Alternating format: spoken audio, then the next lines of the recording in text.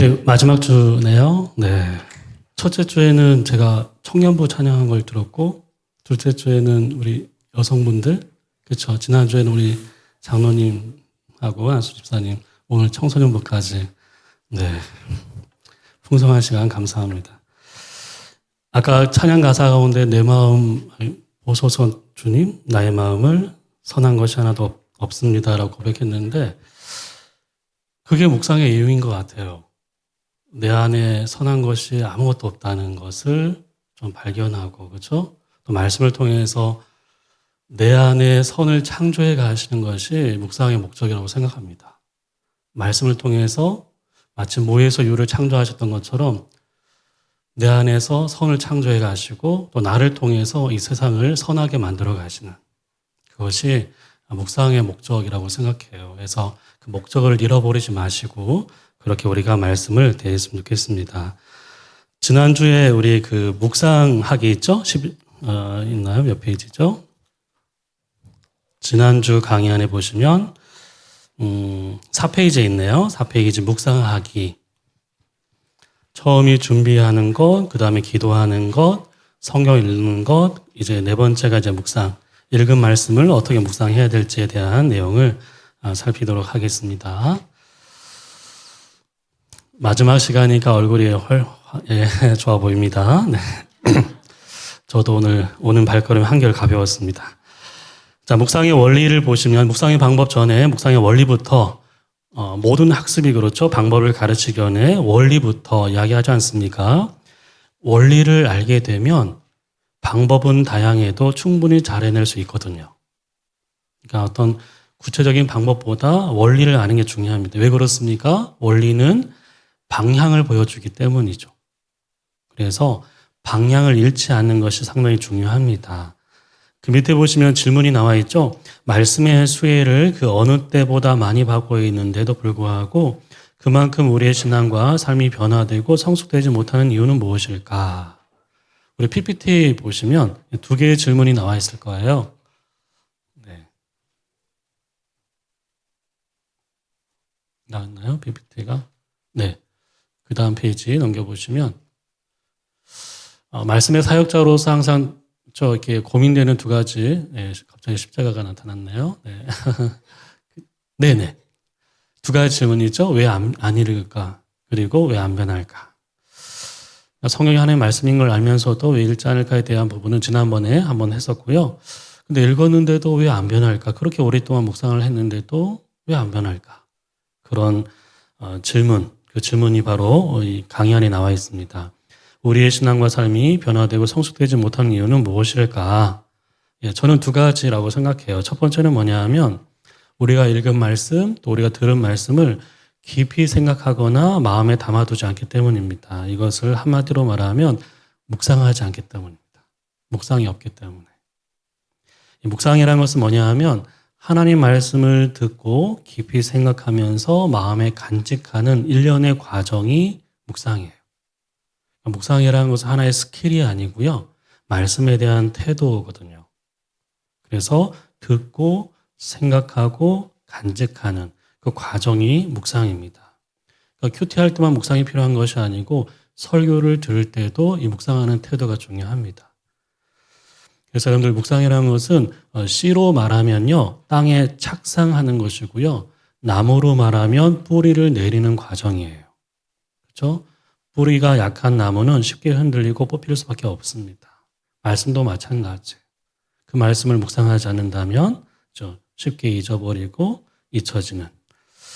그래서 묵상이 없는 성경 읽기는 뭐와 같냐 하면 여러분들 밑에 한번 보십시오. 1번에 보시면 첫 번째 답이 있죠. 묵상이 없는 성경 읽기는 마치 채로 강물을 퍼올리려는 것 같다. 구멍이 난 채로 아무리 물을 퍼올려도 어떻습니까? 다 빠져나가 버리죠. 묵상하지 않는 성경 읽기나 성경 묵상이나 설교 듣기는 다 그렇게 되는 거예요. 내 안에 내 삶에 어떤 말씀도 담아낼 수 없게 되는 거죠. 그리고 나에게 어떤 영향과 변화도 주지 못하는. 그래서 여러분들 오늘 아침에 묵상한 말씀이나 아니면 오늘 주일 예배 때 들은 말씀 혹시 기억나십니까? 요즘 사도행전을 하고 있다고 들었는데 기억나지 않은 말씀 나에게 영향을 주지 못하거든요. 그래서 그것을 마음에 깊이 간직하는 것 상당히 중요합니다. 그렇기 때문에 어떻게 해요? 우리가 그만큼 읽은 만큼 묵상한 만큼 참 변화가 안 되는. 두 번째 이유는 뭐냐 하면 그 들은 말씀이죠. 읽은 말씀을 자신과 무관하다고 여기기 때문이에요. 이걸 뭐라고 하죠? 적용하지 않기 때문입니다. 묵상이 없는 것도 문제지만 적용하지 않는 것도 문제이죠. 그래서 여러분들 그 1번의 두 번째 문장이 나와 있네요. 적용이 없는 성경을 읽기나 묵상은 뭐죠? 반응하지 않은 것과 같다. 나와는 무관한 말씀처럼 여기는 것이죠. 그러면 나에게 어떤 유익도 없습니다. 어떤 의미도 없거든요.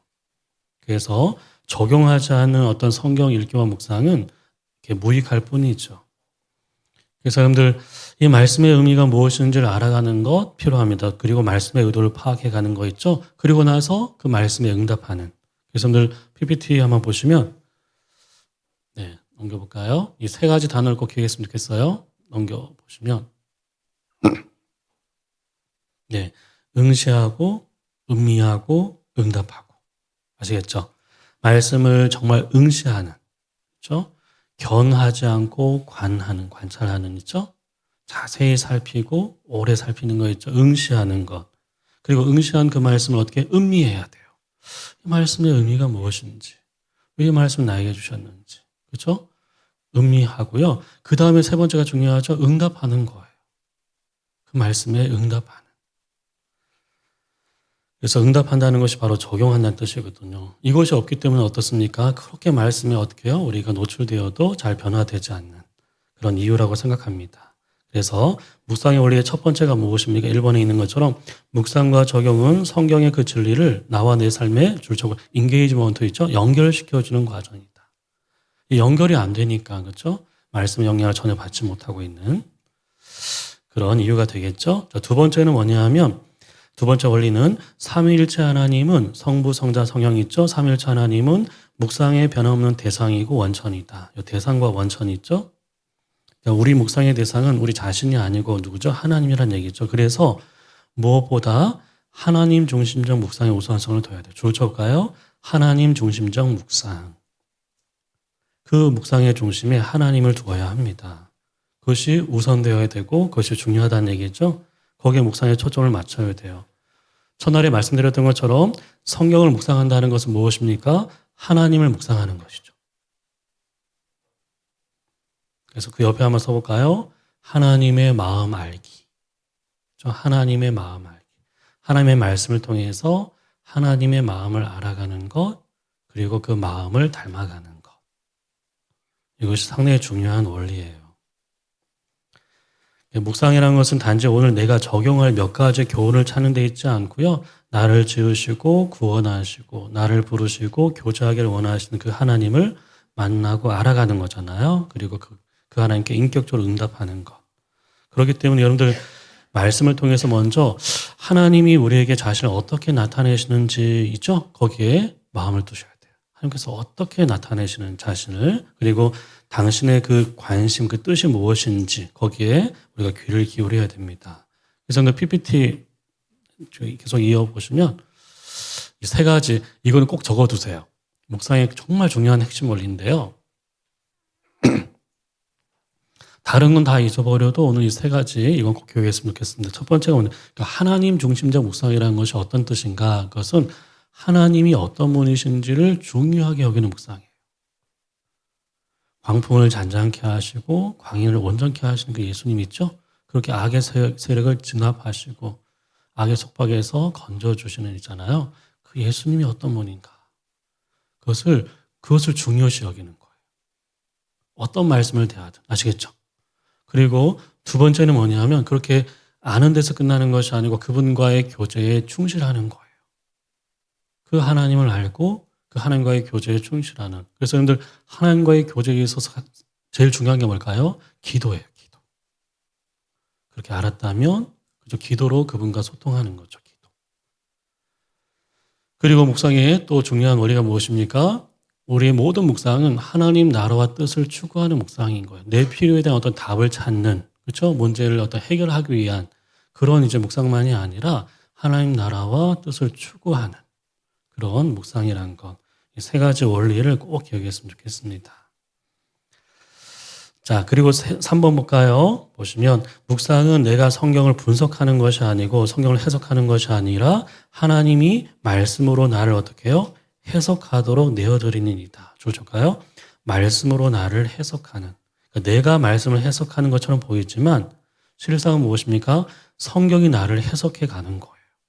이것은 저의 워딩이 아니고요. 히브리서에 나와 있어요. 우리 PPT에 볼까요? 하나님 말씀은 살아있고 활력이 있어 좌우의 날이 선 어떤 검보다 예리하며 혼과 영과 및 관절과 곳을 찔러 쪼개기까지 하며 마음의 생각과 뜻을 판단한다는 것이 해석하는 것, 해부하는 것, 낱낱이 밝히는 것. 이걸 얘기하거든요. 여기 보시면 좌우의 날이 선 검이죠. 이런 칼은 날이 하나잖아요. 그렇죠? 근데 좌우 양날을 가진 검은 유일하게 제사장의 검은 양날을 가졌어요. 날이 2개예요. 그러니까 각을 뜰 수 있는 거예요. 관절을 쪼개는 거예요. 그러니까 히브리서의 저자는 하나님 말씀을 제사장의 검에 비유하고 있습니다. 그래서 그 희생제물이 있죠. 그 검 앞에 모든 거 있죠. 내장과 그 모든 것을 드러내는 것처럼 말씀도 마찬가지라는 얘기죠. 말씀이 우리를 해부하는, 나의 욕망도 해부하고 내가 어떤 생각을 가지고 있는지도 해부하고 나의 가치관도 다 해부하는 거 있죠. 그것을 보여줍니다. 나의 그 숨은 욕망까지도 다 드러내는. 그래서 여러분들 묵상의 시간이라는 것은 단순히 교훈을 찾는 시간이 아니고요. PPT 넘겨볼까요? 네.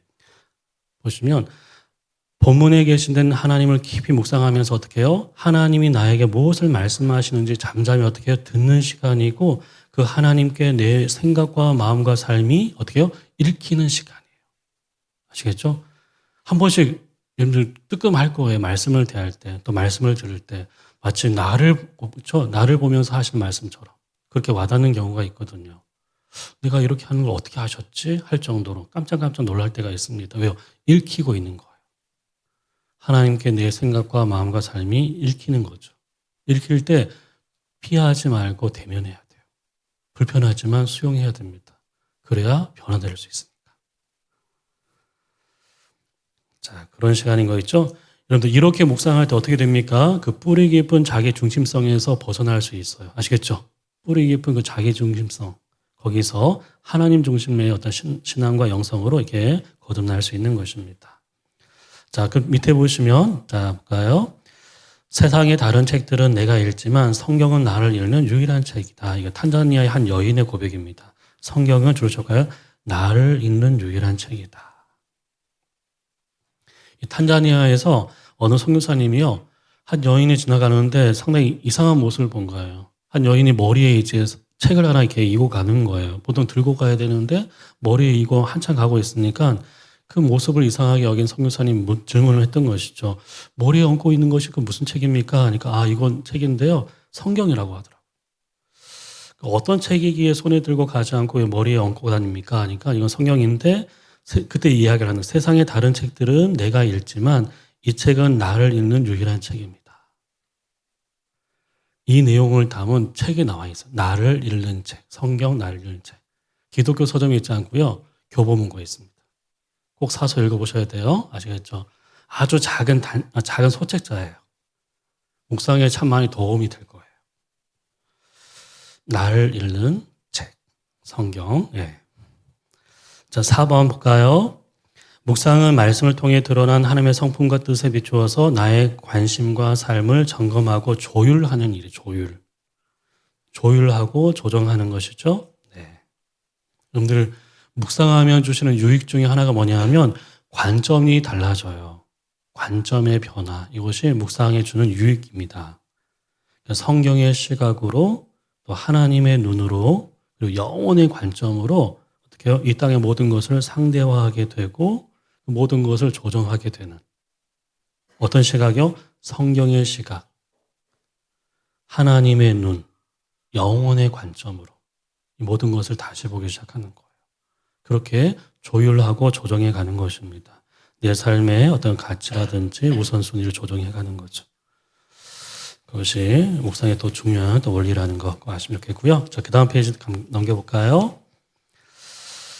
자, 다양한 묵상의 방법이 있죠? 자, 보겠습니다. 묵상의 원리에 이어서 이제 방법에 대한 이야기를 하겠습니다.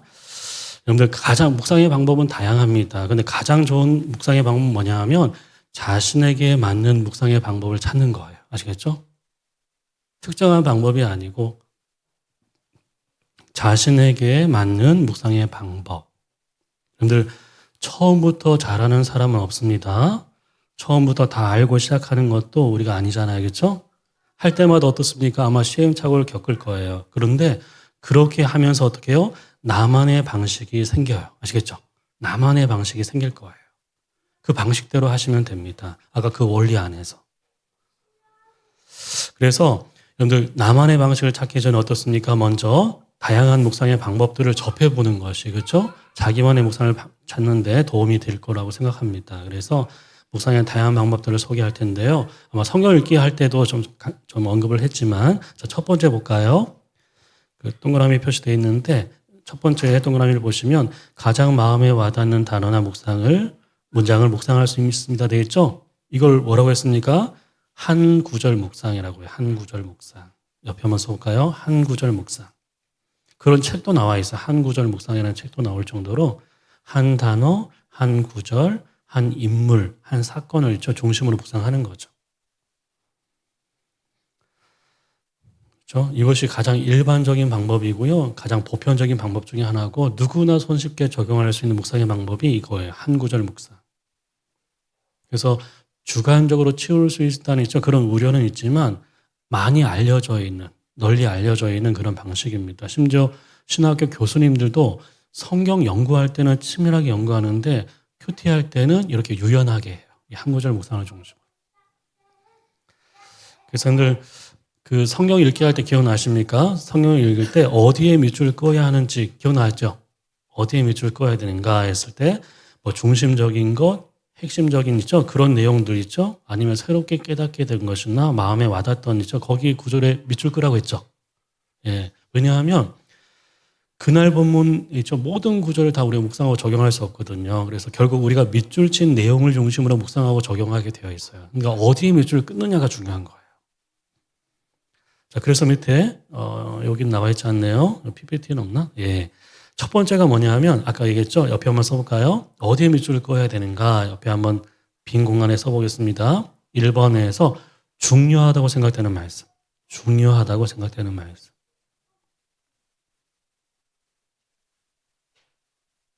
그리고 2번은요. 마음에 가장 와닿는 말씀. 그러니까 중요하다고 생각되는 말씀은 좀 객관적인 것이죠. 근데 마음에 와닿는 말씀은 좀 주관적인 것입니다. 자신의 상황에 그렇죠? 더 맞는 말씀이니까. 그리고 세 번째는 뭐냐 하면 새롭게 깨닫게 된 말씀이에요. 이런 말씀이 있었나 할 정도로 새롭게 알게 된 그런 말씀들이 있지 않습니까? 새롭게 깨닫게 된 말씀. 그리고 마지막 네 번째는 뭐냐면 더 알고 싶은 그렇죠? 그래서 의문이 생기는 그런 말씀이 있죠. 거기 밑줄 꺼도 돼요. 그러니까 중요하다고 생각되거나 마음에 가장 와닿거나 새롭게 깨닫게 되거나 더 알고 싶은 그런 말씀에 밑줄을 끊는 것입니다. 아시겠죠? 예. 그래서 여러분들 아마 그런 경험을 아마 하실 거예요. 늘 안 보이던 말씀이 그날따라 보이는 경우가 있어요. 그렇죠? 낯설게 보이고 새롭게 보이는 마치 처음 보는 것처럼 그렇게 다가오는 경우가 있습니다. 여러분들 우리에게 감동을 주고 영향을 끼치는 것은 어떤 기발한 해석이라든지 기가 막힌 어떤 적용이 아닙니다. 그날따라 어떻게 해요? 낯설게 보이고 그날따라 어떻게 해요? 내 마음을 울리고 그 말씀대로 살고 싶은 있죠. 어떻게 보면 사실 별거 아니고 다른 사람들 볼 때는 상당히 유별나게 보이겠지만 근데 어떻습니까? 다른 사람에게 유별나게 보이는데 나에게는 사무치는 그 말씀이 있거든요. 그 말씀 하나로 성령님께서 역사하시면서 나를 바꾸어 가시는 거죠. 다 알고 있는 내용인데도 나를 움직이는 그 한 말씀이 있어요. 그 말씀을 중심으로 묵상하는 것입니다. 그래서 여러분들 그 위에 볼까요? 그 동그라미 표시 밑에 보시면 많은 글을 읽는 것은 나무를 한 곳으로 모으는 것 같습니다. 거기에 불을 지피는 것, 줄쪽에 불을 지피는 것은 단 하나의 문장입니다. 존 메가더 목사님의 묵상이라는 책에 나와 있는 내용인데요. 거기에 불을 지피는 것은 단 하나의 문장입니다. 하나님이 불을 지펴줘 벌겋게 달궈 놓으신 뜨거운 인도 같은 한 문장. 그 문장이 우리를 움직인다는 얘기죠. 그것이 성경적인 예를 들고 있어요. 하나님이 떨기나무 가운데서 그를 모세죠. 그를 불러 이르시되 모세야 모세야 하시매 그가 이르되 내가 여기 있나이다. 여기 떨기나무 줄을 쳐볼까요? 시내산에서 어떻습니까? 호렙산에서 모세의 있죠. 시선을 이끈 것은 무엇입니까? 시내산 정상에 있는 수많은 모든 나무가 아니라 불타는 떨기나무 한 그루였어요. 아시겠죠? 모든 나무가 아니라 불타는 떨기나무 한 그루가 그의 시선을 사로잡았죠. 그리고 하나님은 그 불타는 떨기나무 가운데에서 모세를 부르셨어요. 모세와 만나셨고요. 당신의 음성을 그에게 들려주셨고 당신의 뜻을 전달해 주셨습니다. 그 한 나무죠.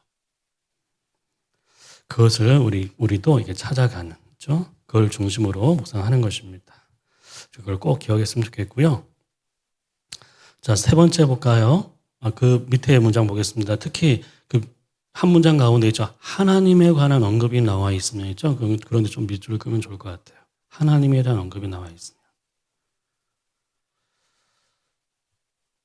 그래서 여러분들 여기 그 오늘 드린 유인물 한번 보십시오. 오늘 드린 유인물에 보시면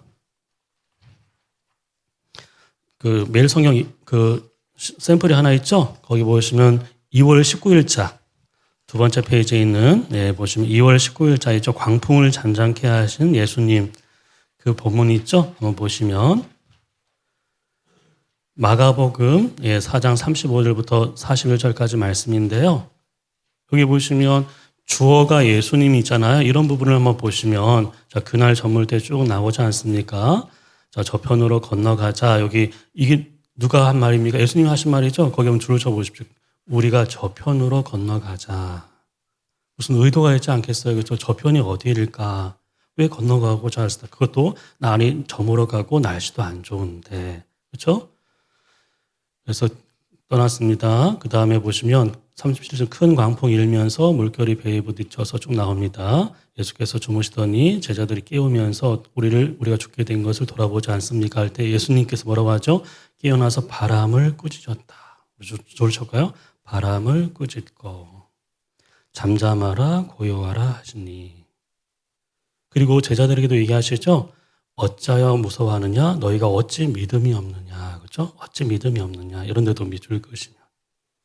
여기 보시면 어떻게 짧은 구절이지만 예수님이 하신 말씀이 있고 예수님이 하신 일이 있죠. 그렇죠? 예수님께서 하신 말씀이 있고 예수님이 하신 일이 있어요.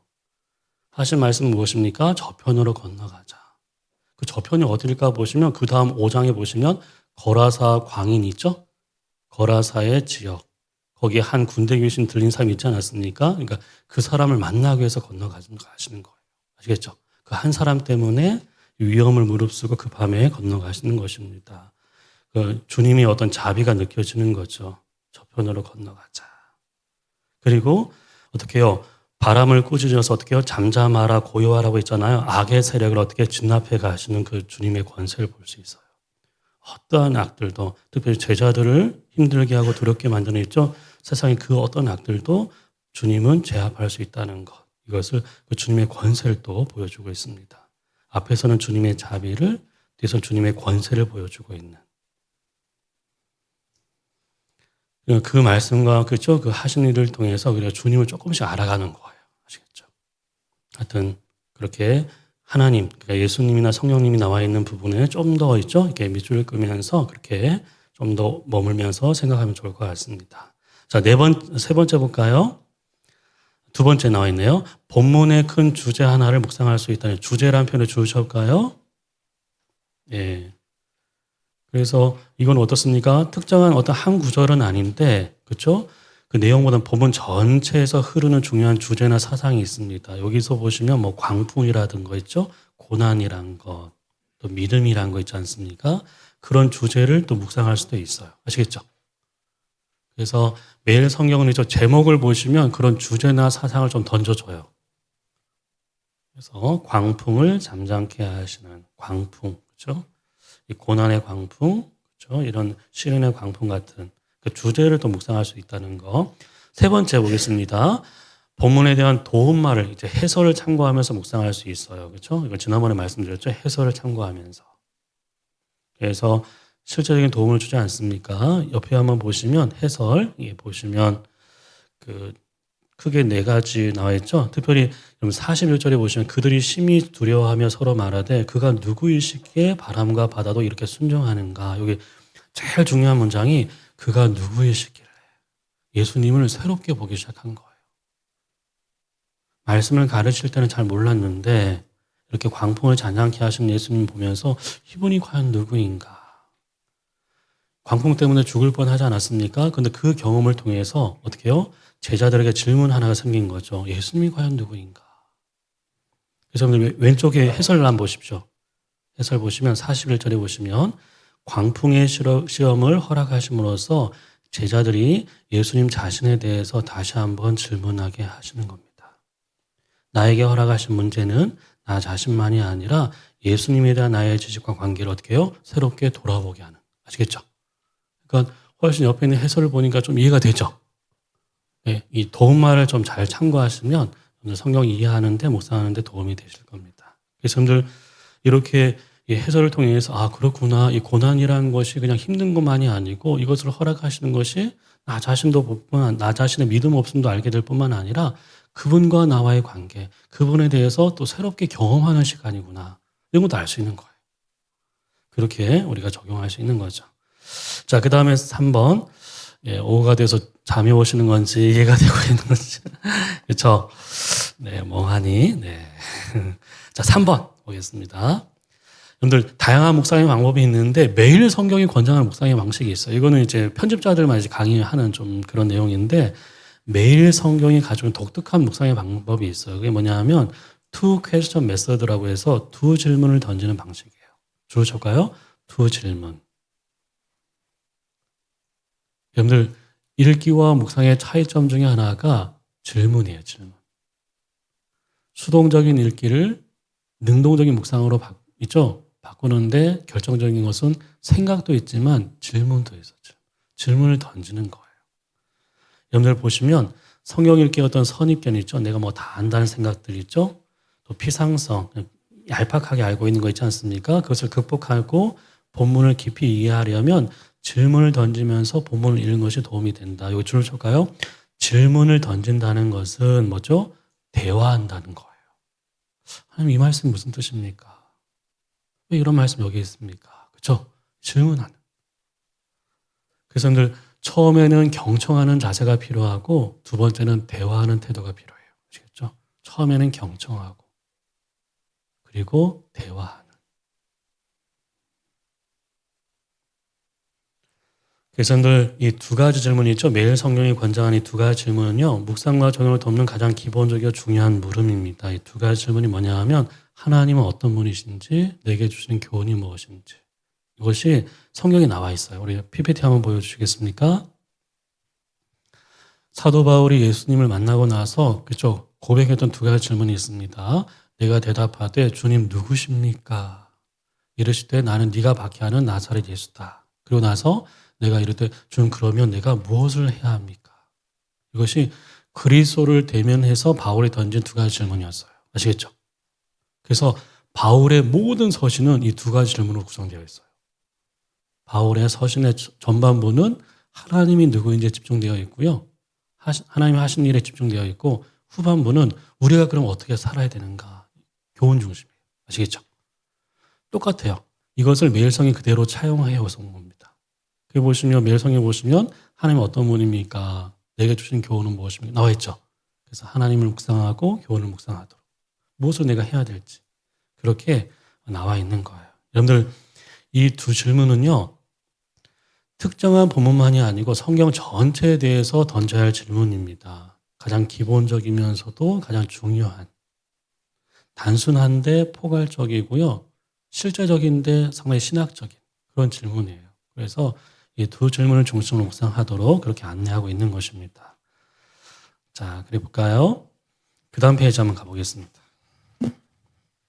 그래서 여러분들 밑줄 친 내용들 있잖아요. 우리가 성경 묵상할 때 밑줄 끈 그 밑줄 친 내용도 이 두 가지 항목 안에 또 다 들어가 있어요. 그렇게 생각하시면 될 것 같고요. 자, 그 다음 페이지 마지막 페이지에 보시면 자, 그 중에 첫 번째 질문이 무엇입니까? 하나님은 어떤 분입니까? 그렇죠? 네, 거기에 줄을 한번 쳐보시고요. 이게 비 두 번째가 빠졌어요. 그래서 네모칸 밑에 한번 써볼까요? 비 딱 써가지고 내게 주시는 교훈은 무엇입니까? 저 앞에 PPT 나와 있네요. 그렇죠? A번이 하나님 어떤 분입니까? 그리고 B는 내게 주시는 교훈은 무엇입니까? 그러니까 하나님 묵상과 교훈 묵상. 삶에 대한 것, 삶에 대한 것. 그렇게 두 가지로 되어 있어요. 그래서 보시면 오늘 내가 실천할 구체적인 교훈을 찾기 전에 먼저 본문이 무엇을 말하고 있는지, 그리고 나의 상황이나 관심사보다는 주로 하나님과 그분의 뜻에 대해서 이 본문이 무엇을 말하는지를 살피는 겁니다. 주로 나의 상황이나 관심사보다는 하나님과 그분의 뜻에 대해서 본문이 무엇을 말하고 있지? 이것을 살피는 거죠. 여러분들 이 하나님은 어떤 분입니까? 라는 있죠. 이 하나님 중심적 묵상이 있죠. 이 질문이 중요한 이유가 있습니다. 써볼까요? PPT 넘겨주시면 나와 있어요. 첫 번째가 뭐냐 하면 이것은 성경을 주신 목적과 일치하는 거예요. 여러분들 성경이 어떤 책입니까? 어떤 교훈집이라든지 역사책이라든지 믿음의 영웅전이 아니고요. 성경은 무엇입니까? 하나님의 자기 계시예요. 아시겠죠? 성경은 하나님을 계시하는 책입니다. 그렇기 때문에 그 목적에 맞게 읽기 위해서는 어떻게 했죠? 하나님이 어떤 분인지를 알아가야 돼요. 그것이 성경을 주신 이유거든요. 성경을 주신 목적과 일치하기 때문이죠. 두 번째는 뭐라고요? 하나님을 아는 그 지식의 어떤 교정, 그리고 강화, 뭐죠? 오해를 많이 하거든요, 하나님에 대해서. 근데 그 오해를 교정해 주는 거예요. 그리고 하나님에 대해 잘 모르는 것을 더 알게 해주고 깨닫게 해주면서 더 확신을 갖게 해주는 거예요. 아시겠죠? 이걸 계속 이 질문을 중심 묵상하다 보면 어떻게 해요? 오해도 바로 잡히고 또 잘 몰랐던 것도 알게 되고 깨닫게 되면서 확신을 갖게 하는. 그리고 세 번째는 무엇입니까? 신앙의 바른 성장과 삶의 풍성함을 위해서 이런 질문이 중요합니다. 여러분들 신앙의 대상에 대한 이해가 바른 이해로 우리를 인도해 주는 거예요. 아시겠죠? 신앙의 대상에 대한 바른 이해가 우리를 바른 신앙으로 인도해 줍니다. 신앙의 대상에 대한 바른 이해가 바른 신앙으로 인도해 주거든요. 그리고 하나님의 뜻에 대한 바른 이해가 우리의 삶을 더 의미 있고 풍성하게 해주는 거예요. 하나님의 뜻을 알았을 때, 그렇죠? 더 의미 있고 풍성해질 수 있는. 그래서 여러분들 기도도 마찬가지잖아요. 기도의 대상에 대한 분명한 확신이 있을 때 우리 기도는 더 친밀해지고 더 담대해지거든요. 그렇죠? 아버지, 그렇죠? 아버지. 주기도문이 아빠로 시작하지 않습니까? 그 대상을 알 때 더 친밀해지고 담대해질 수 있거든요. 그만큼 신앙의 대상을 아는 거였죠. 그것이 바른 신앙과 삶의 풍성함으로 이어질 수 있다는 것. 그리고 마지막 네 번째는 뭐냐면 아까 얘기했죠. 자기중심적 영성에서 벗어날 수 있습니다. 이렇게 하나님을 묵상하다 보면 자기중심적 영성에서 벗어날 수 있는. 여러분들 사울의 실패가 어디 있습니까? 하나님을 묵상하지 않고 다윗을 묵상했거든요. 자신의 원수를 계속 묵상했거든요. 그러다 보니까 어떻습니까? 계속 어떻게 해요? 망가지죠. 다윗은 자신을 쫓아오는 사울을 묵상한 것이 아니고 하나님을 묵상했기 때문에 거기서 이제 승리할 수 있었던 거죠. 자, 그 다음 밑에 한번 보겠습니다. 그래서 정리를 해보면 묵상의 시간은 하나님을 분석하는 시간이 아닙니다. 막 분석하는 시간이라기보다는 그분과 교제하는 시간인데, 자, 그것을 통해서 어떻게 됩니까? 하나님 아는 그 지식을 통해서, 자, 줄을 쳐볼게요. 신앙이 바르게 자라죠? 기도도 친밀해지죠? 예배가 깊어지고요. 우리의 삶은 하나님의 뜻을 따라서 풍성해지는. 그렇죠? 그래서 이 질문이 중요해요. 하나님 어떤 분인가? 알아가는. 그래야 바르게 자라고 친밀해지고 깊어지고 풍성해지는. 자, 그래서 본문에서 하나님에 대한 언급이 나와 있으면 좀 더 머무는 거죠. 자, 이런 예를 들면 그렇고요. 자, 그 다음에 교훈에 대한 묵상이 PPT 있어요. PPT 보시면 예, 이게 여러분 조지 밀러라고 아시죠? 기도의 아버지라고 하는 5만 번의 기도 응답 받은 사람 있잖아요. 그분은 기도의 사람이고 거의 대부분 기도가 응답됐는데 그 비결이 뭐냐 하면 그 조지 밀러는 기도하기 전에 1시간을 묵상했다고 합니다. 1시간을 묵상하고 그렇게 기도했대요. 왜요? 아니면 그 기도가 자신의 욕심을 따라 구할 수 있는 기도가 될 수 있기 때문에 먼저 묵상을 했다고 합니다. 그 조지 밀러의 묵상의 방법이에요. 어떤 말씀을 대하든 조지 밀러는 이 스페이스를 생각했대요. 스페이스. 스페이스가 무엇입니까? S 있죠? sin이죠. sin, 죄. 내가 고백해야 할 죄가 뭘까? 내가 버려야 할 죄가 뭘까? 두 번째, P 있죠? P는 뭡니까? promise, 약속이잖아요. 내가 붙들어야 할 약속이 뭘까? 그렇죠? 내가 신뢰할 약속이 뭘까? 그리고 A는 무엇입니까? 액션이죠. 내가 고쳐야 할 생각이나 피해야 할 행동이 뭐였지? 그리고 네 번째는 커맨드 있죠? 명령. 내가 순종해야 할 명령은 뭘까? 그리고 마지막 이 example 있잖아요. 성경 안에는 우리가 본받을 인물과 본받지 말할 인물이 있죠. 그걸 보는 거예요. 이 말씀 속에서 특별히 아까 우리 광풍이 있죠. 그 사건에 보시면 제자들의 그 모습 속에서 어떻습니까? 본받을 점과 본받지 말할 점이 보이지 않습니까? 그렇죠? 그걸 찾는 거예요. 그러니까 조지 밀러는 항상 이 5가지 있죠. 이 방식을 통해서 묵상했다고 합니다. 예, 스페이스만 쓰시고 영어 다 쓰려고 하지 마시고요. 핵심적인 단어만. 그리고 저기 뭐죠? 그 영상 그 유튜브에 올리셨나 모르겠는데 올리실 때 PPT도 제공해 드리는 거니까 나중에 필요하신 분 하시면 됩니다. 자, 그렇게 하나님도 찾고 교훈도 찾는 있죠? 그렇게 하시고 오늘 그다음 볼까요? 자, 오늘 PPT 저기 뭐죠? 유인물 보겠습니다. 보시면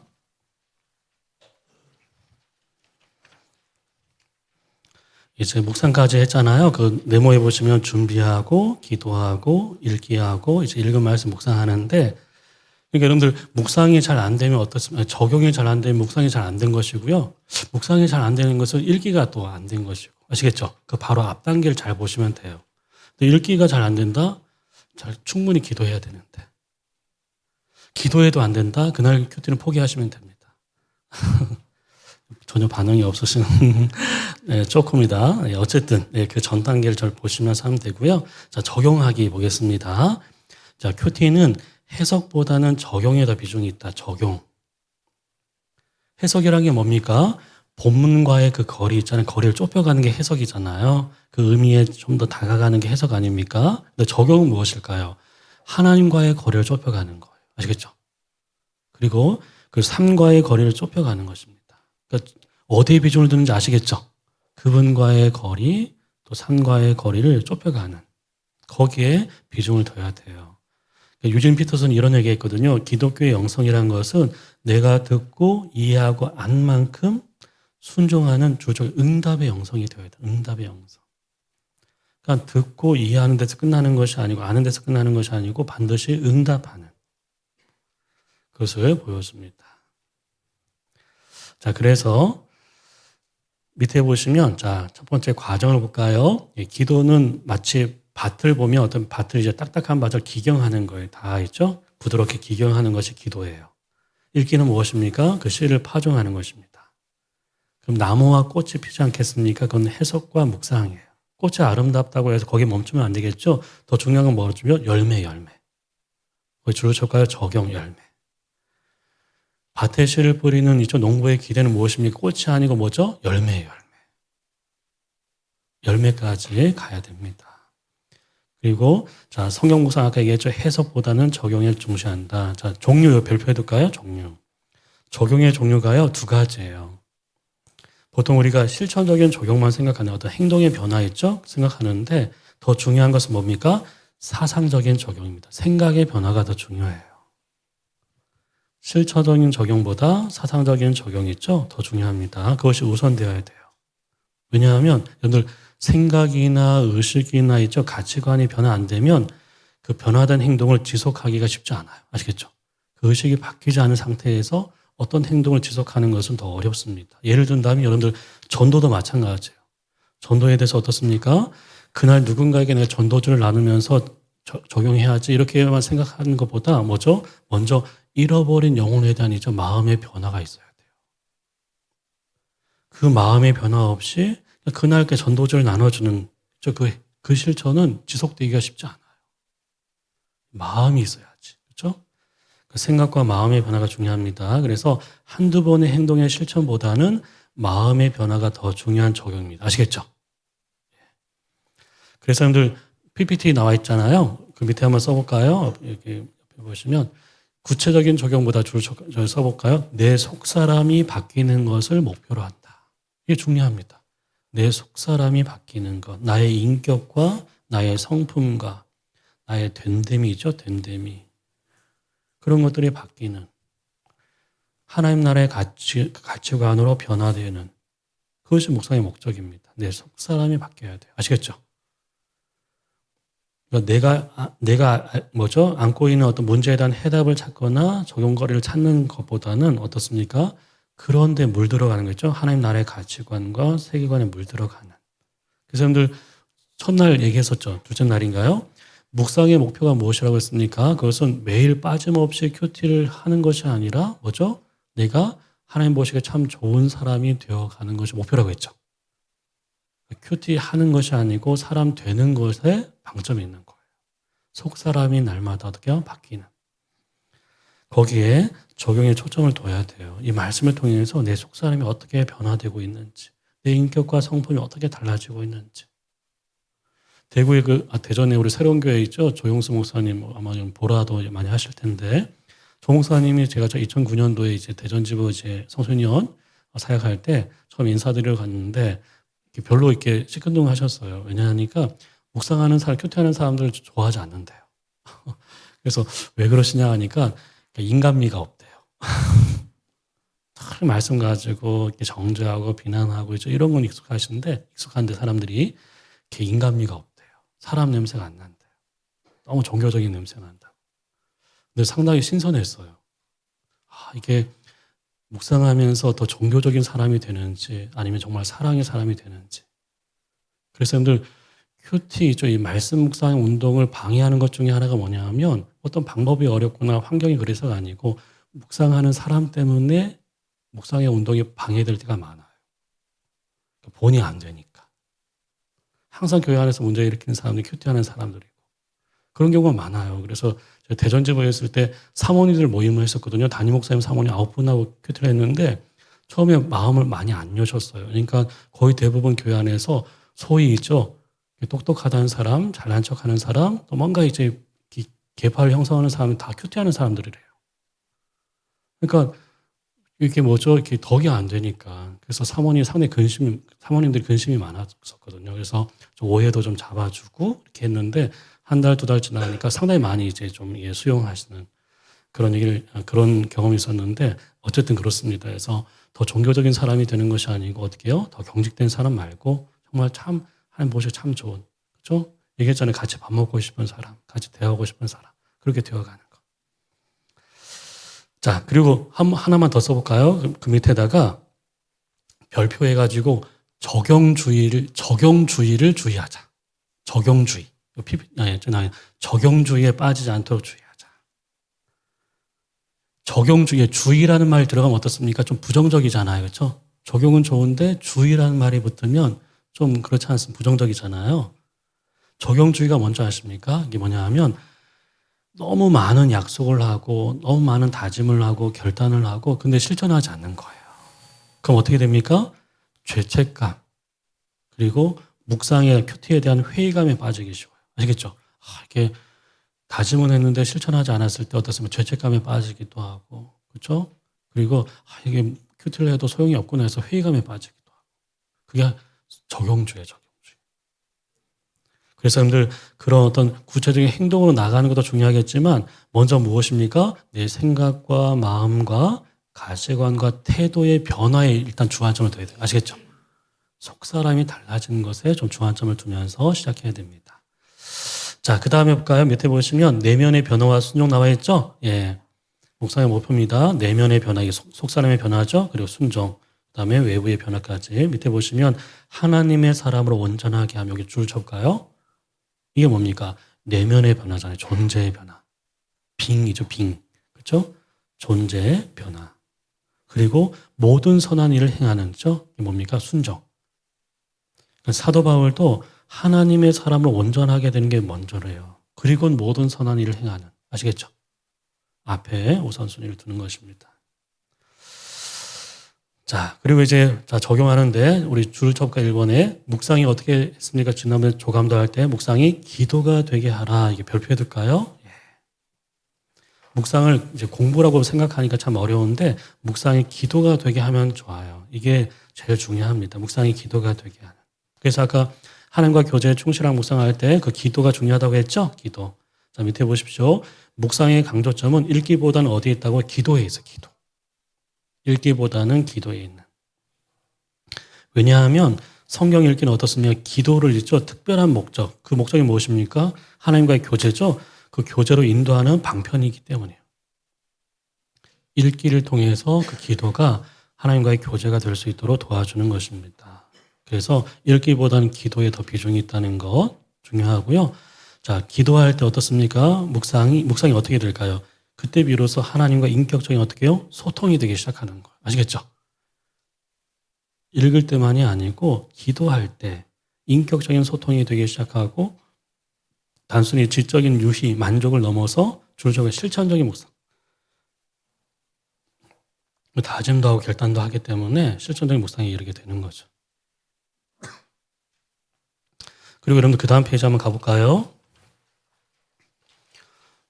우리가 큐티할 때 기도를 강조하는 이유는 무엇이라고 했습니까? 성령의 주도권을 인정하는 거라고 했잖아요. 알겠죠? 그래서 밑에 보시면 그 다음 페이지에 성령은 있죠? 해석에서 멈추기 쉬운 우리 묵상을 줄을 줄까요? 하나님과의 교제의 차원까지 끌어올려. 예, 해석이란 말하고 교제란 말이죠. 동그라미 쳐보시면 해석에서 멈추기 쉬운 우리 묵상을 교제까지 끌어올려 주죠. 누가요? 성령께서. 그래서 기도가 중요한 것입니다. 기도할 때 성령님께서 역사하시니까. 자, 그러면서 기도 있죠? 기도의 5가지 요소가 나와 있습니다. 깨달음과 감사와 회개와 다짐과 신뢰와 간구 중보 있죠? 깨달음 거의 줄을 쳐볼까요? 여러분들 이 말씀을 통해서 하나님에 대해서 새롭게 깨닫게 되었을 때 기도하는 거예요. 하나님, 이런 분이셨군요. 제가 잘 몰랐습니다. 제가 오해했습니다. 함부로 내가 하나님을 속단하고 재단한 것 같습니다. 용서해 주십시오. 이렇게 있죠? 기도를 쓰는 거예요. 한두 문장. 기성들 그 일반 서점에 가보시면 초등학생들의 세 줄 쓰기, 세 문장 쓰기란 책이 있어요. 상당히 센세이션을 일으키고 있는데 아이들의 독서를 완전히 바꿨던 것이 세 문장 쓰기래요. 세 문장. 세 문장을 있죠. 초등학교 때부터 좀 쓰기 시작하는 어떤 거에 대한 자기 생각을 세 문장으로 쓰기 시작했는데 그 아이들이 나중에 독해력이 엄청 나아졌다고 하더라고요. 마찬가지입니다. 우리도 기도할 때 한 문장만 쓰면 좀 그렇고 한 세 문장 정도. 그렇게 시작하면 나중에 있죠. 저처럼 글 쓰는 사람이 될 수도 있어요. 그래서 있죠. 세 문장 정도 기도를 쓰는 있죠. 그런 것도 좋습니다. 자, 그리고 두 번째 감사했죠. 말씀을 통해서 하나님의 그 베푸시는 은혜에 대해서 알게 되어서 어떻습니까? 감사로 화답하는 거죠. 그래서 여러분들 가장 첫 번째 감사가 뭘까? 이 말씀을 주셔서 감사합니다. 제 모질을 일깨워 주셔서 감사합니다. 제 고집을 꺾어 주셔서 감사하다고. 막막했는데 이렇게 인도해 주셔서 감사합니다. 이 모든 것이 하나님의 섭리인 줄 몰랐습니다. 감사합니다. 그렇죠? 이렇게 쓰는 거예요. 마음을 담아서. 쓰는 기도를 하는 거죠. 쓰는 기도. 말하는 기도가 아니고 쓰는 기도. 자, 그 다음에 3번 보시면 회개와 다짐이죠. 말씀을 통해서 나의 어떤 허물이 발견되었을 때 어떻게 솔직한 마음으로 고백하는 거죠. 주님 참 죄송합니다. 제가 잘못 생각했습니다. 그렇죠? 제 마음이 어두웠습니다. 제가 고집을 부려 죄송합니다. 고치겠습니다. 이렇게 있죠? 쓰는 거예요. 그리고 신뢰와 간구 있잖아요. 뭡니까? 하나님의 뜻을 여쭙는 거예요. 하나님의 뜻이 무엇인지. 잘 모르면 어떻습니까? 모른다고 이야기하는 거죠. 잘 모르겠습니다, 주님. 여러분들 옆에 한번 쏠까요? 질문은 기도의 중요한 부분이다. 질문. 기도라는 것은 구하는 것만이 있는 것이 아니고 묻는 것도 기도예요. 아시겠죠? 구하는 것만이 아니고 묻는 것도 기도예요. 다윗도 항상 이렇게 물었잖아요. 내가 어떻게 할까요, 주님? 저기 가야 될까요? 말아야 될까요? 이걸 선택해야 될까요? 말아야 될까요? 알려주십시오. 이렇게 하는 것처럼 그렇게 하나님의 뜻에 대해서 여쭙는 거 있죠? 중요합니다. 모르면 모른다고 알려주십시오라고 기도한. 그리고 여러분들 여기 보시면 그 기도할 때 있잖아요. 내가 어떻게 해드리겠다는 고백보다는 하나님이 하시도록 요청하는 기도를 많이 하셔야 돼요. 아시겠죠? 내가 하나님께 해드리겠습니다. 이런 기도보다는 하나님이 하실 수 있도록 요청하는 거죠. 하나님 이렇게 해주십시오. 좀 도와주십시오. 우리 아이들 이런 문제 있는데 하나님 개입해 주십시오. 그렇죠? 그렇게 그게 간구예요, 간구. 하나님의 개입을 구하는. 그래서 여러분들 어떻게 보면 기도할 때 더 많이 구하는 기도보다는 감사하고 신뢰하고 찬양하는 있죠. 그 기도가 점점 더 많아져야 됩니다.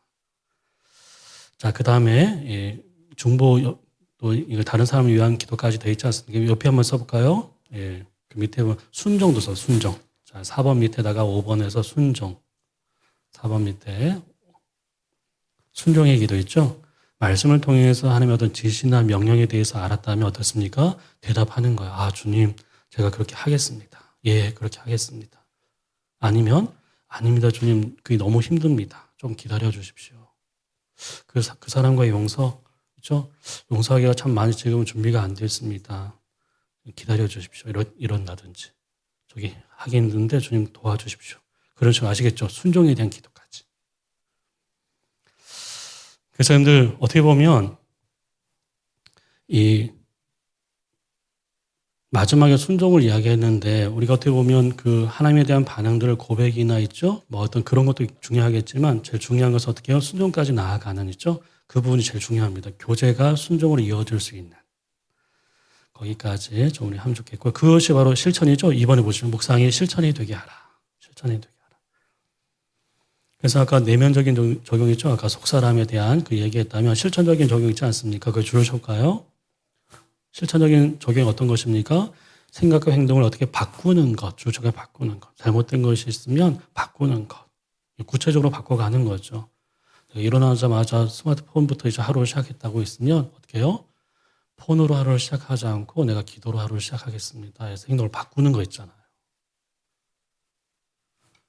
그리고 뭔가를 미루고 있으면 이제 미루지 않고 이제 실행하는 거예요. 아시겠죠? 바꾸는 것, 그리고 바로 실행하는 것. 제가 그 사람에 대해서 전도를 계속 미루고 있었는데 이제 주님 제가 실행하겠습니다. 실천하겠습니다. 있죠? 실행하는. 그것이 실천적인 적용입니다. 근데 중요한 것은 뭐냐? 옆에다 써볼까요? 언제, 무엇을, 어떻게. 옆에 써볼게요. 실행하는 것 옆에다가 언제, 무엇을, 어떻게. 이렇게 구체성이 있어야 돼요. 구체성.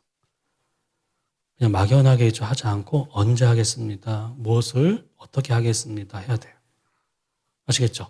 막연하게 올해 전도 열심히 하겠습니다가 아니고 언제 누구에게 어떻게 내가 전하겠습니다 해서 구체적이어야 돼요. 아시겠죠? 그냥 구체적일수록 나중에 검증이 되거든요. 내가 했는지 안 했는지.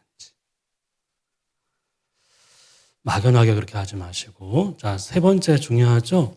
적용할 때 먼저 나에게 적용하는 것입니다. 우리 남편에게 적용하거나 있죠? 아이들한테 적용하는 것이 아니고 먼저 나에게 적용해야 되고 자, 두 번째 줄초가 구체적이어야 돼요. 너무 이렇게 막연하게 하지 마시고요. 추상적으로 하지 말고 구체적으로 하시고 저 줄초가 실천 가능한 것부터 무리하게 적용하지 마시고 작은 일부터 시작하시면 돼요. 작은 것에서부터. 자, 4번 별표해 둘까요? 우리가 적용할 때 있죠? 이런 오류에 빠지지 않도록 첫 번째 과역금지. 거기 줄 쳐보시면 뭐죠? 모든 구절을 내가 다 적용하겠다. 그러면 안 돼요. 아시겠죠? 하나도 벅찰 수 있습니다. 모든 구절을 다 묵상하고 내가 다 적용해야지 그렇게 과역을 부리면 안 되고요. 비교 금지. 다른 사람의 어떤 묵상과 적용과 있죠? 이렇게 비교하지 않도록. 우열을 가리거나 누가 잘하나 이렇게 하면 안 됩니다. 세 번째, 소심한 버리기. 거기 줄을 쳐볼까요? 내가 이렇게 묵상하고 이렇게 적용한 게 맞나? 그렇죠? 그래서 많이 위축되고 혹시 잘못하면 어떻게 되지? 이렇게 있죠? 그렇게 소심함. 그것을 좀 떨쳐내야 됩니다. 여러분들 오늘은 없으시죠? 1,000번째 계속 주일마다 그렇죠? 들었던 분이 있는데 여러분들 1,000번째 할 때 번자가 뭘까요? 한 번, 두 번 할 때 그 횟수의 번자일까요? 아닙니다. 그것은 번제의 번자예요. 그러니까 1,000번제라는 것은 1,000번 드린다는 의미가 아니고 1,000마리의 양을 한 번의 번제로 드린다는 뜻이거든요. 1,000일 동안 드리는 게 아니고 1,000마리의 양을 한 번에. 근데 우리가 옛날 어르신들부터 어떻습니까? 1,000번제를 많이 했잖아요. 그렇죠? 옛날 우리 교회 있을 때도 보면 이렇게 권사님들이 일천문제 하시는 분들이 꽤 있었거든요. 해석이 틀렸죠. 적용도 틀렸죠. 근데 하나님이 그 마음은 받으세요. 그 마음만은 받으십니다. 그러니까 조금 더 해석을, 좀 더 적용을 좀 잘못해도 그 마음은 받으시는 거예요. 그러니까 너무 위축되지 않았으면 좋겠습니다. 그 말씀대로 살고자 하는 그 열망을 받으시는 거예요. 그리고 여러분들 강박증 있잖아요. 강박증에서 강박증이 무엇입니까? 그날 말씀을 그날 적용하려고 하는 사람들이 있어요. 그럴 필요 없어요. 그날 말씀을 그날에 꼭 해야 된다는 강박증에서 벗어나야 됩니다. 왜냐하면 여러분들 성령님께서 적용할 수 있는 기회를 주세요. 그게 일주일 지나서일 수도 있고요. 3일 지나서일 수도 있어요. 그때 그 말씀을 생각나게 하시면서 적용할 기회를 주세요. 그때 성령에 민감하시면 돼요. 그때 응답하시면 됩니다. 너무 막 그날 적용해야겠다. 그렇게 할 필요는 없습니다. 자, 그 다음 볼까요? 밑에 기록하기 나와 있죠? 저는 기억보단 기록을 믿는 사람인데, 자, 흐릿한 잉크보다 뚜렷한 흐릿한 잉크가 뚜렷한 기억보다 낫죠. 그러니까 기억보다 낫다는 뜻입니다. 그래서 기록하셔야 돼요. 자, 여러분들 묵상 노트에 있잖아요. 이렇게 적을 때 유익한 점이 있습니다. 자, 성열보다 줄적 집중할 수 있다. 집중하여 읽을 수 있다. 뭐 밑줄을 끊는다든지, 한번 그 구절을 필사한다든지, 어쨌든 기록할 때 집중할 수 있고요. 두 번째, 산만한 생각들을 잘 정리할 수 있어요. 그렇죠? 이렇게 글로 써보면 조금 더 정리할 수 있습니다. 그리고 세 번째, 적용한 내용을 내가 실천했는지 점검하게 되는 거죠. 그렇죠? 아, 내가 그렇게 했나? 이렇게 점검하게 되고 온종일 묵상하는 데 도움이 되죠. 왜요? 아침에 그 기록했던 것을 자기 전에 한번 살펴볼 수 있잖아요. 그렇죠? 그렇게 온종일 묵상하는 데 도움이 되고요. 자, 4번이 중요하죠. 별표해 둘까요? 나눌 때 유익합니다. 나눌 때. 그렇죠? 빈노트로 가지고 나누기가 쉽지 않잖아요. 그때 생각하는 거 말고 정리된 것을 와서 나누면 훨씬 더 알차요. 아시겠죠? 이번 다음 주부터 이렇게 하실 텐데 그때 와서 내가 해야지, 나눠야지, 그때 생각나는 거 하지 마시고 먼저 어떻게 정리한 것을 가지고 와서 나누시면 돼요. 그러면 삼천포로 안 가게 됩니다. 서산에 머물 수 있어요. 삼천포로 안 빠지고 서산에 머물 수 있으니까, 저 청강 장로교에 머물 수 있으니까 자기가 정리한 걸 가지고 중심으로 나누면 돼요. 자, 그래서 여러분들, 자, 밑에 볼까요? 자, 묵상이 여기도 줄 쳐보겠습니다. 나눔이 되게 하라. 이제 묵상이 자기만의 묵상을 벗어나서 공동체와 나눔이 되게 하는, 그러니까 묵상이 기도가 되게 하고 실천이 되게 하는 게 중요합니다. 그 다음 세 번째가 나눔이 되게 하는. 큐티는 혼자만 하는 것이 아니고 혼자서 하는 것이지만 동시에 어떻게 혼자서만 할 수 없는 거예요. 중요합니다. 혼자 하는 거죠. 아침마다. 그런데 혼자서만 할 수 없습니다. 그래서 공동체가 필요합니다. 여러분들 이 큐티 있잖아요. 아까 목사님도 3년을 이야기하셨는데 제가 정말 많이 다녔거든요. 물론 매성경 편집자 할 때 더 많이 다녔지만 지금 이제 통독 위주로 강의를 하지만 그전에는 이렇게 수백 개 교회를 다녔던 것 같아요. 전국적으로. 편집자를 이렇게 부르는 교회가 많으니까 했는데 정착하는 교회와 정착하지 않은 교회의 차이점 지난번에 말씀드렸죠. 담임 목사님의 자리가 어딘지 얼마나 적극적인지 보면 정착이 되겠다는 게 그런 지표가 되기도 하는데 또 하나가 있어요. 뭐냐면 이 큐티를 교회 성장 프로그램의 하나의 어떤 일환으로 생각할 때 정착은 잘 안 돼요. 성장을 위한 프로그램으로 생각할 때 잘 정착하기가 쉽지 않습니다. 여러분들 꼭 기억하셔야 돼요. 이렇게 묵상하는 거 있죠? 이 큐티는 교회 안에 여러 프로그램 중에 하나가 아니고요. 교회가 존재하는 이유예요. 그리스도인의 삶의 방식이 되어야 됩니다. 이 말씀을 묵상한다는 거는. 교회가 존재하는 이유이고 그리스도인의 삶의 방식입니다. 왜 그렇습니까? 교회가 어떤 것입니까? 예수 그리스도를 주님으로 고백하고, 그렇죠? 성경을 하나님의 말씀, 최고의 권위로 인정하죠. 그리고 우리를 다스리는 통치 원리로 받아들이는 사람들의 공동체잖아요. 그렇죠? 성경을 하나님의 말씀으로 인정하고 최고의 권위로 인정하고 우리를 다스리는 통치 원리라는 것으로 믿는 사람들 있죠? 그런 사람들의 공동체이기 때문에 이것은 그냥 하나의 어떤 선택이 아니고 교회가 존재하는 중요한 이유가 되는 거죠. 그렇기 때문에 여러분들 목사님들이나 사역자들이나 성도님들 똑같습니다. 모두 어떤 외적인 봉사나 활동과 사역보다 뭡니까? 뭘 우선해야 되죠? 묵상을 우선해야 돼요. 어떤 외적인 활동과 사역 이전에 묵상이 우선이 돼야 돼요. 그래서 여러분들 그래서 이를 위해서 어떻게 합니까? 공동체가 성경 묵상을 잘 할 수 있도록 도와줘야 돼요. 서로 묵상을 나누면서 어떻게 말씀 안에 지속적으로 머물 수 있도록 또 말씀에 순종할 수 있도록 독려할 필요가 있습니다. 그래서 나눔이 필요한 거예요. 나눔. 그래서 밑에 보시면 묵상이 나눔이 되게 하라 있죠? 나와 있죠? 그 다음 페이지 한번 보십시오. 어디 있냐면 그 샘플 다음 페이지 보시면 3페이지 나와 있죠. 공동체와의 나눔이 있죠? 여기 한번 보십시오.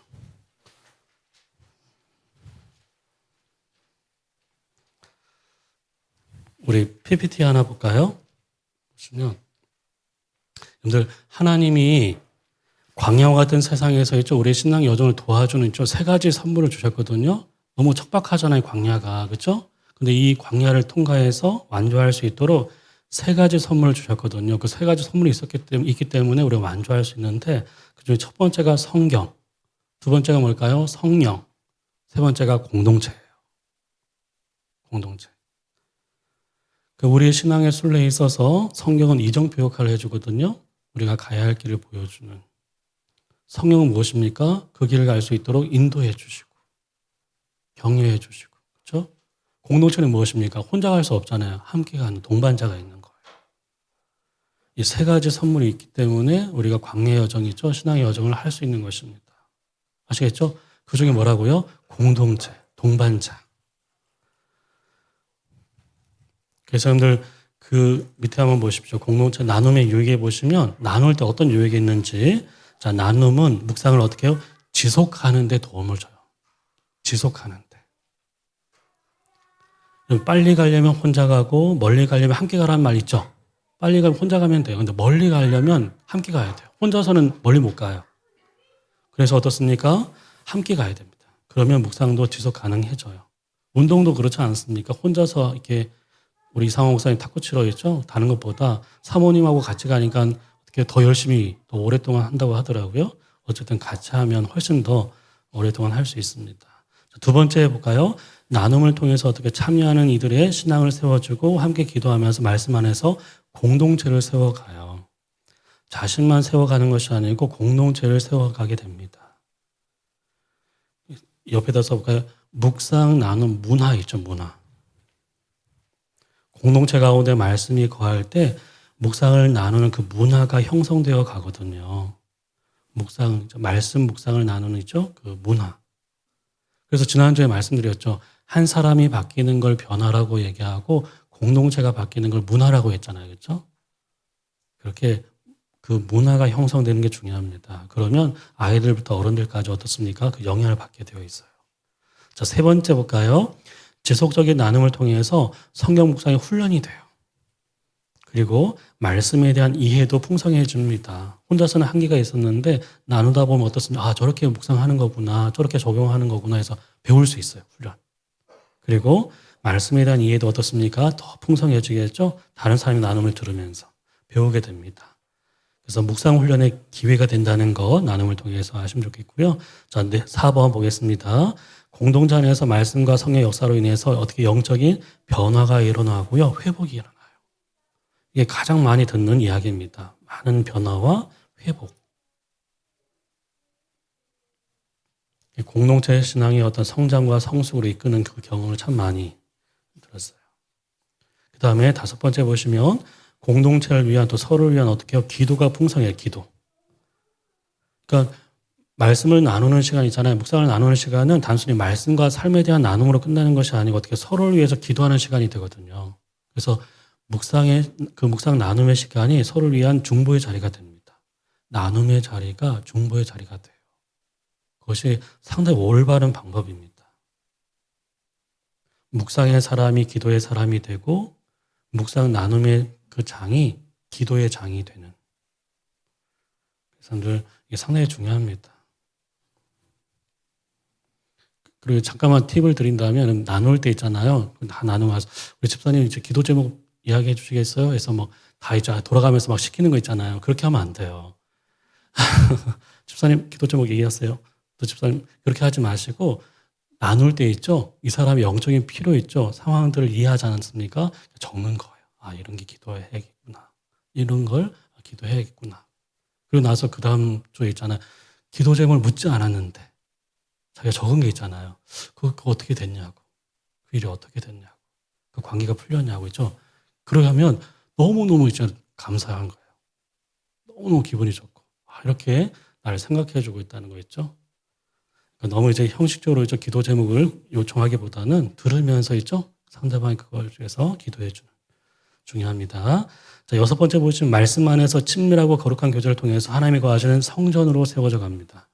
공동체가 하나님이 거하실 만한 초소가 되어가는 것 정말 중요합니다. 더 거룩한 공동체, 그렇죠? 예배 공동체, 그렇죠? 말씀 공동체가 되어가는. 자, 그 다음에 7번째 볼까요? 가정에서도 마찬가지지만 나눔 모임은 뭐가 될까요? 교제의 장이 돼요. 소통의 장소가 돼요. 소통의 장. 나눔하면서 소통이 되고 신앙교육의 산실이 됩니다. 산실. 그렇죠? 이 말씀 교제를 통해서 어떻습니까? 이 유대인들이 그랬잖아요. 식탁 교제를 통해서 말씀 나눔을 갖지 않았습니까? 그것이 이제 그들의 어떤 신앙의 기반이었는데 우리도 마찬가지예요. 그런 시간을 통해서 그래서 가정 예배를 이제 묵상 나눔의 형태로 바꾸는 것도 좋아요. 그동안 가정 예배하면 한 사람이 일방적으로 막 가르쳤잖아요. 그렇게 하기보다는 좀 부족하지만 어떻게 해요? 가족 구성원이 다 나눌 수 있도록. 저희 집은 그렇게 하거든요. 근데 애들이 더 예리해요. 나누는 거죠. 미처 우리 어른들이 생각하지 못한 얘기까지 다 하거든요. 그렇게 오히려 그렇게 바꾸는 것도 상당히 중요합니다. 특별히 여기 신앙교회의 산실이 된다. 무슨 말입니까? 예, 부모님들의 그 말씀 체험과 있죠, 고백 있죠, 이것들이 도전이 돼요. 그냥 알고 있는 정보를 있죠, 전달하는 것이 아니고 어떻게 해요? 부모님들이 말씀을 있죠, 경험했던, 그렇죠? 그런 고백들은 더 실제적으로 와닿습니다. 그래서 옛날에 우리 잠언 말씀 묵상할 때 우리 아내가 그렇게 나누더라고요. 그때 이제 게으름에 대한 얘기 하는데 이제 그 밭에 있지 않습니까? 이렇게 막 그 잡초가 막 자라는 거 있잖아요. 그래서 엄마도 보니까 이번 말씀 보면서 내 삶에 내 마음에 이렇게 그렇죠? 이게 그 하는 잡초는 뭘까에 대한 생각을 참 많이 했어. 근데 엄마가 요즘에 계속 소파에 앉아서 TV만 보고 있고 막 있잖아, 이런 고백하기 쉽지 않은 그 얘기를 이렇게 하니까 애들이 엄청 집중해서 듣더라고요. 그러면서 그럼 나에게는 그 잡초가 뭘까? 빨리 제거해야 할 그 풀은 뭘까? 이렇게 서로 나눴던 그런 기억도 있는데 어쨌든 그렇게 자신의 어떤 있죠? 그런 체험이 있는 신앙들을 좀 나누는 것이 상당히 중요하겠죠. 그 다음에 8번째 볼까요? 목회자에게 있어서 있죠? 목회자만이 아니고 구역장이라든지 그죠? 중직자나 인도자도 마찬가지입니다. 나눔 모임은 성도들의 어떻게 영적인 상태를 알 수 있는 그리고 영적인 필요를 알게 돼요. 영적인 상태도 알게 되고 영적인 필요도 알게 되면서 공감할 수 있는 그런 자리가 되는 거죠. 자, 나눔의 순서 보겠습니다. 자, 보시면, 자, 이렇게 찬송하고 있죠? 밑에 나와 있죠? 자, 시작. 한 주간 살아온 삶에 대한 짧은 나눔. 짧은 나눔이 이렇게 좀 거창하고요. 잡담이에요, 잡담. 여러분들, 잡담의 유익함은, 잡담은 긴장을 풀어줘요. 어색함을 풀어줍니다. 생각보다 마음을 쉽게 열어줘요. 그 모임에 대한 긴장이 있거든요. 그런데 잡담은 그걸 풀어주는 거예요. 처음부터 막 거룩한 말씀 하지 마시고, 그렇죠? 소소한 이야기로 시작하는 거 잠깐. 어떻게 지냈어? 이렇게 있잖아요. 이렇게 막 좀 이야기해 줘. 그 이웃집 아줌마들이 그렇잖아요. 그렇죠? 잡담으로 이렇게 관계를 확 여는 거예요. 나중에 은밀한 얘기까지 다 하는. 그래서 그렇게 짧은 나눔으로 시작하시고요. 자, 두 번째 찬양 있죠? 묵상 본문과 주제에 맞는 찬송가는 매일 성경 위에 보면 있습니다. 이거 찬송가 하나 결정하는데도 정말 고민 많이 하거든요. 집필자, 편집자들이. 자, 세 번째는 뭐냐 하면 기도하는 거예요. 이제 한 사람이 대표로 기도해도 괜찮고 전체가 조용히 기도하는 것도 괜찮습니다. 아시겠죠? 그래서 이곳에 주께서 임하시도록 우리 가운데 주께서 말씀해 주시도록 그렇죠? 그렇게 기도할 필요가 있습니다. 주님이 임해 주십시오. 이렇게 말씀해 주십시오. 우리가 듣겠습니다. 이렇게 고넬료가 자기 가족들 다 모아놓고 있죠. 그렇게 기도했던 것처럼 말씀해 주십시오. 우리가 듣겠습니다. 이렇게 그런 기도로 시작하면 좋습니다. 네 번째는 뭐냐 그날 본문 있죠. 그러니까 뭐 한 주간 중에서 하나를 결정하실 텐데 그 정해진 본문을 그 자리에서 함께 읽는 거예요. 이때 인도자가 있죠. 전체 내용이나 단락 있잖아요. 이런 것들 조금 약간 요약해 줄 필요가 있어요. 그 본문에 대해서 옆에 뭐 중심 내용도 있으니까 그걸 잠깐 간추려서 설명해 주시면 되고요. 자, 다섯 번째 묵상 나눔이죠. 일정한 시간을 주면서 주로 조건 일정한 시간을 주어서 정리할 수 있도록 나눔을 위한 정리를 할 수 있도록 조금 더 10분은 너무 길고 한 2, 3분 정도 주면서 그래서 아까 얘기했던 것처럼 정리한 것을 가지고 오셔야 돼요. 거기 와서 있죠. 모임의 자리에 와서 정리하려고 하지 마시고 정리한 걸 가지고 올 수 있도록 하셔야 됩니다. 하지만 2, 3분 정도 시간을 주시는 게 좋겠죠. 여섯 번째 나눔이죠. 깨닫고 적용한 말씀 서로 나누게 하는데 옆에서 볼까요? 해석 나눔보다 적용 나눔으로. 해석 나눔이 아니고 적용 나눔 위주로. 내가 이 말씀을 이렇게 깨달아서 중요한 나눔이죠. 더 중요한 것은 내가 이렇게 살았어. 이렇게 사는데 실패했어. 그렇죠? 그 얘기를 하셔야 돼요. 말씀을 깨달았다. 거기서 머무는 것이 아니고 이 말씀을 내가 이렇게 적용했었는데 이런 일이 있었다고. 이렇게 또 변화가 열매가 있었다고 했죠. 적용 나눔 중심으로 하면 좋겠습니다. 자, 일곱 번째. 그 다음 기도로 마무리하는 거죠. 함께 반응하고 결심한 것을 나눈 것을 실천할 수 있도록 같이 기도하는 것이고요. 자, 그 다음 여덟 번째는 무엇이면 이제 다과로 교제 나눠서 혹시 궁금한 것들이 있으면 이 자리, 이 시간대에 있죠. 좀 나누면 됩니다. 자, 밑에 볼까요? 그 다음 페이지. 네, 마지막 끝입니다. 네. 보니까 갈 때 차 엄청 막히더라고요. 저 다리 하나 건너는데. 일단, 여러분들이 급한 거, 여러분들 여기 살잖아요. 여기 그렇죠? 저 다리 건너가야 되니까, 네. 마음이 제일 급한. 여러분들 조금만 참으시고. 자, 나눔의 방법 볼까요? 이 나눔의 방법 별표 하겠습니다. 보시면, 다양한 방법으로 나눌 수 있는 SNS를 통해서 할 수도 있고요. 이렇게 주일 오후 예배 때 하는 교회들도 좀 적지 않거든요. 그래, 모임도 할 수 있고. 그 다음에 두 번째, 묵상한 성경 본문의 근거에서 말씀 나누죠.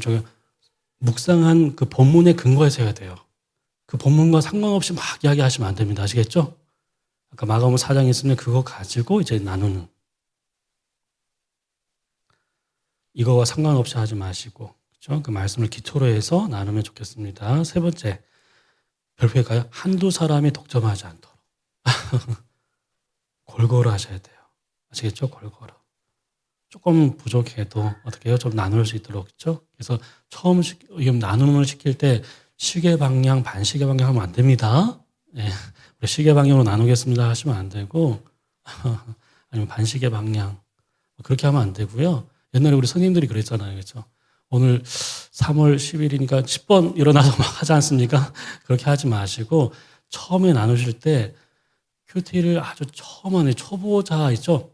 입문자한테 먼저 해도 돼요.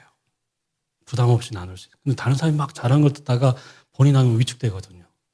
그러니까 정말 이제 막 이제 시작하는 분 해도 되고 인도자가 먼저 해도 되지만 그런 분들을 먼저 좀 하실 수 있도록 하면 좋을 것 같습니다. 그리고 좀 자주 있죠. 나눌 수 있도록 그렇게 하면 좋겠어요. 자, 4번 보겠습니다. 피상적인 거 말고 자, 구체적으로 그렇죠? 막연하게 하지 마시고 좀 더 생생하게 좀 나누면 좋겠고요. 자, 5번도 별표일까요? 말씀대로 살아낸 이야기만이 아니고 그렇게 살지 못했던 실패담도 나눈 거예요. 그래야 좀 인간미가 있지 않겠습니까? 이 말씀은 이렇게 말씀했는데 내가 그렇게 실천하지 못했다고 했잖아요. 그렇게 얘기할 수도 있고 광풍 앞에서 막 쩔쩔매는 제자들처럼 나도 그 문제 앞에서 막 쩔쩔맸었다고. 믿음을 이겨내야 되는데 내가 믿음이 없다는 걸 제자들처럼 믿음이 없는 걸 이번에 알게 됐다고. 그런 걸 고백하는 거예요. 자, 그 다음에 보시면 6번도 볼까요? 나눔 시간을 잘 조절해서 짧게 자주. 한 사람이 막 10분, 20분 시키면 안 됩니다. 그래서 어떤 모임은요, 모래시계도 있어요, 모래시계. 모래시계 딱 넣고요. 인도자분이 엄청 지혜롭죠. 그래서 딱 내려가면 그만하시고, 자, 다음 분. 그래서 한 번 막 10분, 20분 하지 말고 5분씩 한 두어 번 시켜줄 수도 있어요.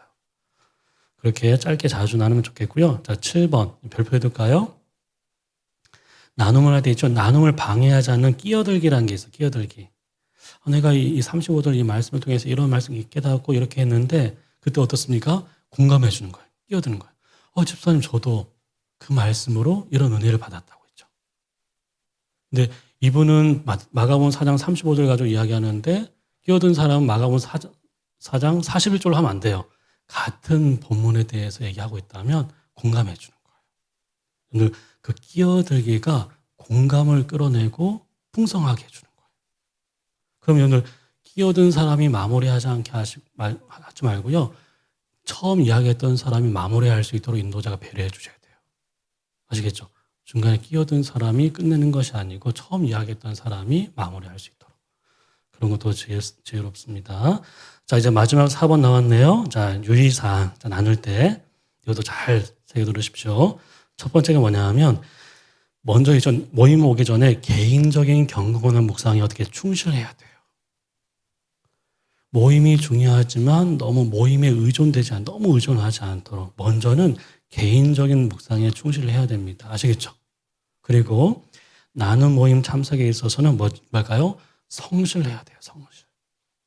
막 이렇게 막 허겁지겁 와가지고 막 나누려고 하지 마시고 좀 미리 와서 좀 모임도 좀 둘러보고 준비하고 그게 성실이에요. 성실. 그 다음에 어떻습니까? 3번은 뭡니까? 남의 이야기하지 마시고 시댁 이야기하지 마시고 자신의 이야기를 하는 거예요. 남편 이야기하는 것이 아니고 그렇죠? 남의 이야기가 아니라 목사님 이야기하는 것이 아니고 자신의 이야기를 하는 거예요. 자신의 이야기.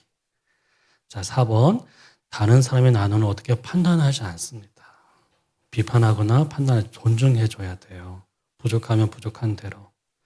자, 5번은 무엇입니까? 그 나눔했던 이야기를 철저히 어떻게 외부로 흘러가지고 비밀을 지켜줘야 돼요. 이게 뭐죠? 배려하는 거죠, 배려. 여러분들, 배려가 왜 중요합니까? 그래야 신뢰할 수 있는 거예요, 신뢰. 그래야 이 모임에 대해서 신뢰할 수 있는 거고, 이 모이는 사람들에 대한 신뢰가 생기는 거예요. 그렇게 배려해 주셔야 돼요. 자기 전에 남편한테 다 이야기하고 있죠. 아내한테 다 이야기하면 안 됩니다. 자, 그 다음에 볼까요? 그 다음에 6번째, 너무 비밀스러운 이야기를 하여 듣는 이에게 부담을 주지 않도록. 너무 있잖아요. 막 수도원도 아닌데 모든 걸 다 오픈 막 있잖아. 해서 막 부담을 주는 그런 일이 없도록 하시고요. 6번과 7번을 연결시켜 보시면 모든 것을 다 나눠야 되는 그릇된 부담감에서 자유해야 됩니다. 아시겠죠? 다 나눠야 된다는 거죠. 그런 부담감에 자유하시고요. 하지만 나누면 어떻게 해요? 정직하고 진실해야 돼요. 여러분들 다 오픈하는 것이랑 정직한 것은 다른 거예요. 듣는 사람들이 시험에 들 수도 있어요. 아시겠죠? 그러니까 너무 과하게 있죠? 다 얘기하면 안 돼요. 이렇게 저기 판교에 있는 우리들 교회처럼. 우리들 교회가 묵상으로 참 많이 이제 성장한 교회이긴 하지만 너무 많이 오픈해가지고 어떻습니까? 심지어 자신의 불륜부터 시작해 모든 걸 다 오픈하는 바람에 듣는 사람들이 처음에 너무너무 힘들었대요. 너무 시험에 들어가지고, 예. 거기는 이제 불륜 치료하는 것도 있지 않습니까? 그 교회 안에. 오픈한 거를 또 치유해주는. 근데 그 후유증이 너무 크니까. 그래서 모든 것을 다 나눠야 하는 부담감에선 자유해야 됩니다. 아시겠죠? 하지만 나눌 때 좀 진실하게. 자, 그 다음 보겠습니다.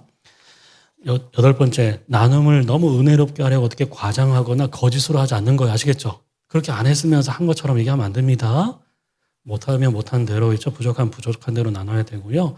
자, 9번째, 이 남자들 이제 모임이래요. 나눔이 지나친 토론과 논쟁에 빠지지 않도록. 너 해석 틀렸어. 이 대표적인 교회가 제가 이제 그 편집자 있을 때 그 남서울 은혜교회라고 있죠. 홍정길 목사님 교회 있죠. 그 교회에서 예전에 할 때 거기는 사자가 많잖아요. 저기 있으니까 송파 쪽에 있는 잠실 쪽에 있으니까 뭐 의사, 변호사, 법조인들도 엄청 많고. 근데 그분들 모임에 가보면 그 구역장 있죠. 나눔 얘기를 들어보니까 심지어 나눔 있죠. 그 구역 모임에 히브리어 원서를 가지고 오신 분도 있대요. 인도자가 이 해석이 막 바른가 틀린가 했죠. 서로 막 거의 감시할 정도로.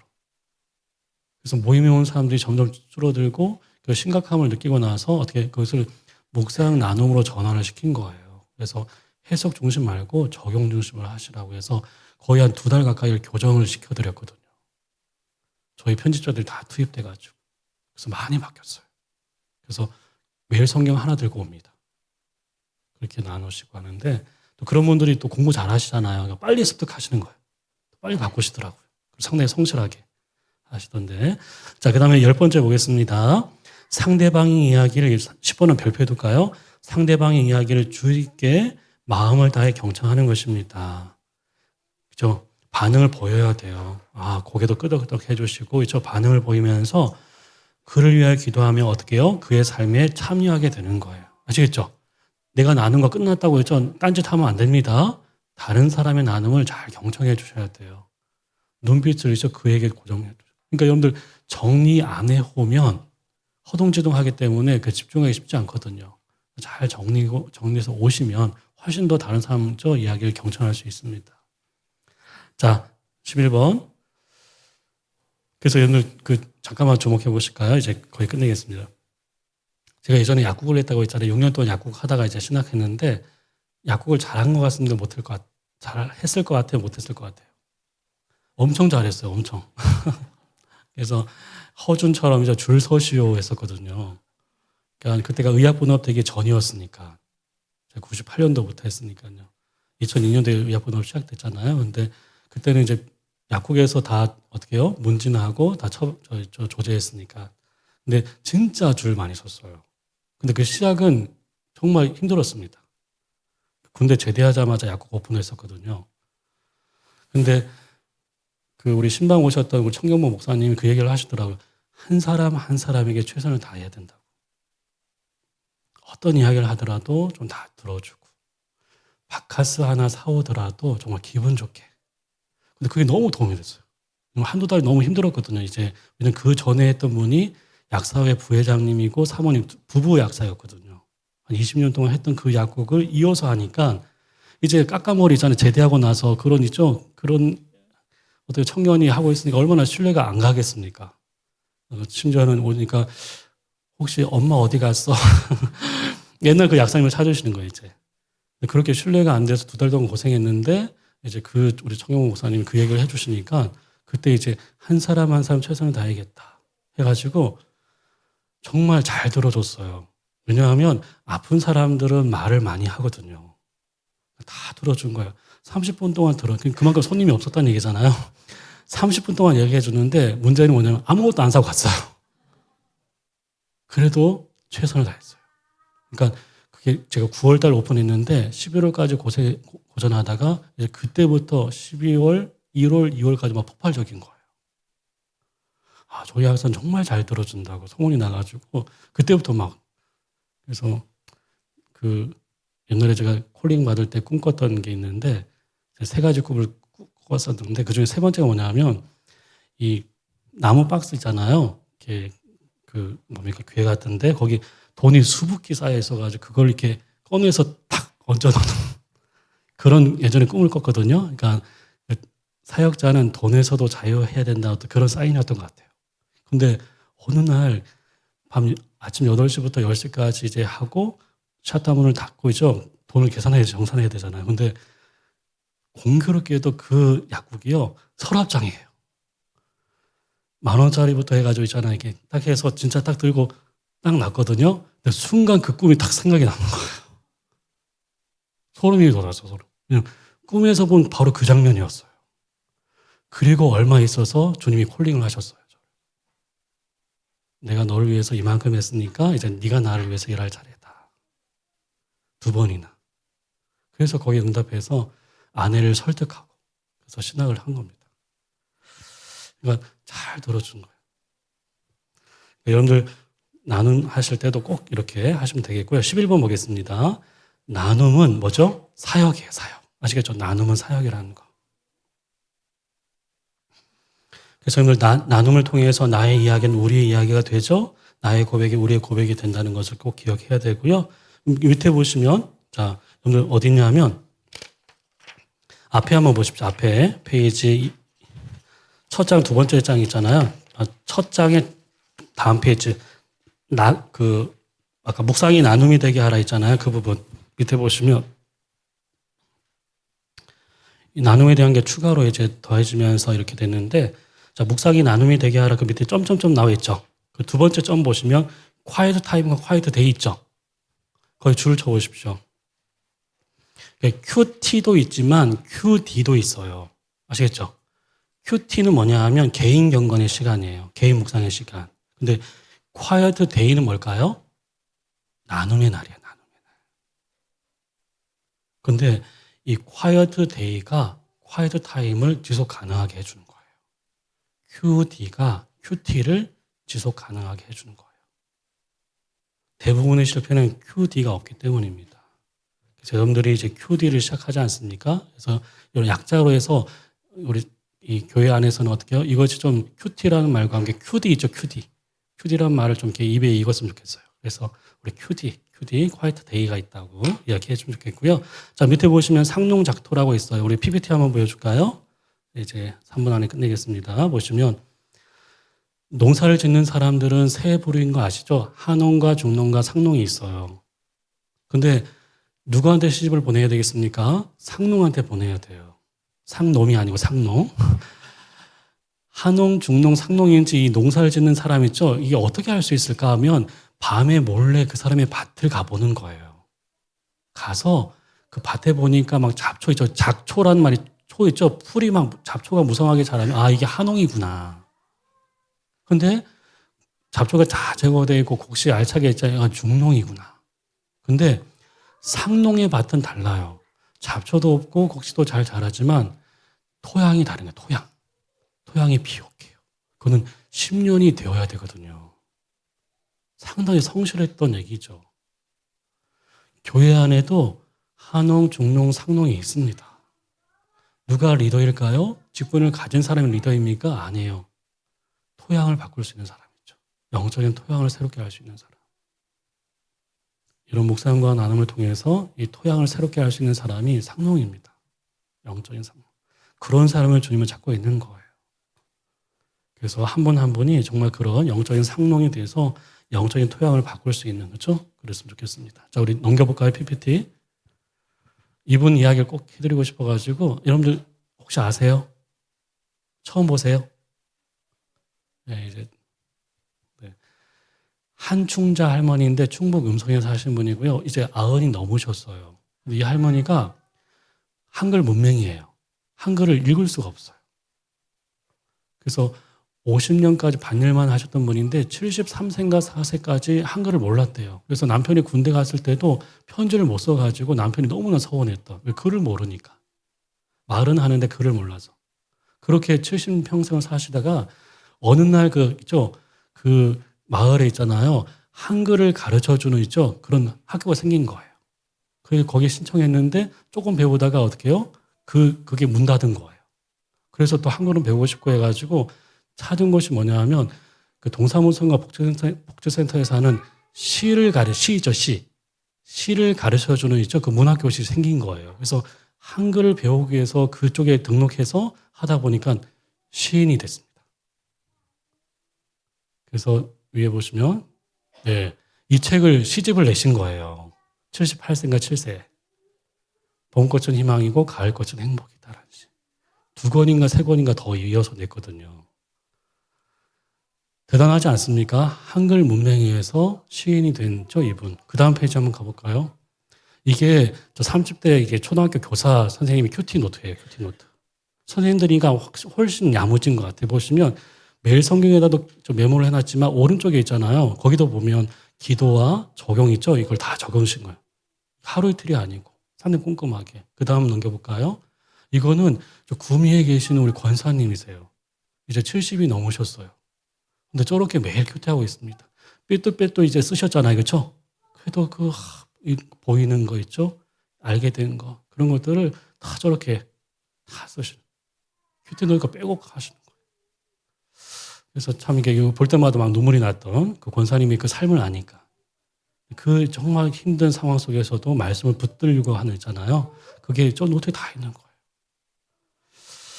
그래서 여러분들 한글 문맹의 시인이 되었던 것처럼 성경 문맹이 있죠. 말씀을 잘 몰랐던 우리가 무사하게 사람이 되는 거 있죠. 이것이 우리 어떤 목표가 되었으면 좋겠습니다. 여기까지 우리 옆에 있는 분들 수고하셨다고 인사 한번 할까요? 네. 4주 동안 그렇죠. 이 죽을 사자여서 이제 곧 부활절이 다가오는데 예.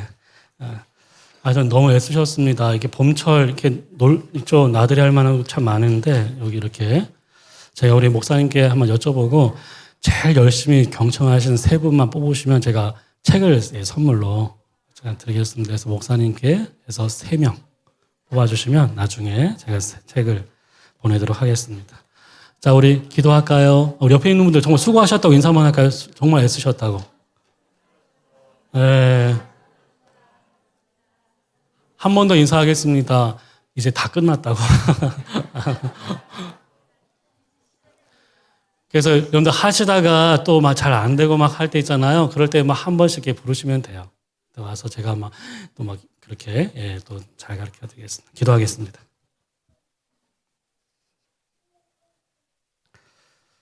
하루의 시작을 한숨이 아니고 기도로 시작하고, 그렇죠? 스마트폰이 아니고 말씀으로 시작하는 하루의 시작도 그렇고 한 주의 시작도 그렇고 그렇게 말씀으로 시작하는 그런 우리가 될 수 있도록 참 우리가 기도했으면 좋겠어요. 많이 들었고 많이 배웠습니다. 다 알고 시작하지 않잖아요, 그렇죠? 처음부터 잘하는 사람은 없어요. 시행착오도 있을 겁니다. 잘 안 될 거예요. 근데 하다 보면 자기만의 어떤 묵상의 방식이 생길 겁니다. 그렇게 말씀을 앞에 두고 주님과 대화하는, 주님 감사합니다. 제가 잘 몰랐습니다. 그렇죠? 제가 고집부려 죄송합니다. 그렇게 살겠습니다. 그렇게 정말 주님께 고백하는, 그래서 묵상이 기도가 될 때 비로소 주님과 인격적인 소통이 되기 시작하는, 그리고 그 묵상이 실천이 될 때 우리의 삶의 영역들을 바꿔가는, 그 묵상의 나눔이 될 때 정말 우리 공동체 안에서 말씀을 나누는 그 문화가 형성되어서 공동체가 든든히 서갈 수 있도록 그 일에 제가 헌신하겠습니다. 그렇게 우리가 좀 다짐했으면 좋겠습니다. 여러분들 태어나는 건 순서가 있지만 떠날 때는 순서가 없다고 하지 않습니까? 후회 없이, 후퇴 없이 그렇게 하나님과 동행하는, 말씀으로 동행하는 그런 우리가 되었으면 좋겠어요. 그래서 처음 말씀드렸던 것처럼 주님 내 마음에 선한 것이 하나도 없습니다. 하지만 말씀을 통해서 내 안에 그 선을 창조해 주십시오. 또 나를 통해서 세상을 선하게 만들어 주십시오. 그런 도구가 되고 싶습니다. 그렇게 우리가 좀 다짐하는 그런 기도를 드렸으면 좋겠어요. 우리 같이 한번 합심해서 기도하고요. 우리 목사님 나오실 때까지 그렇게 기도하겠습니다.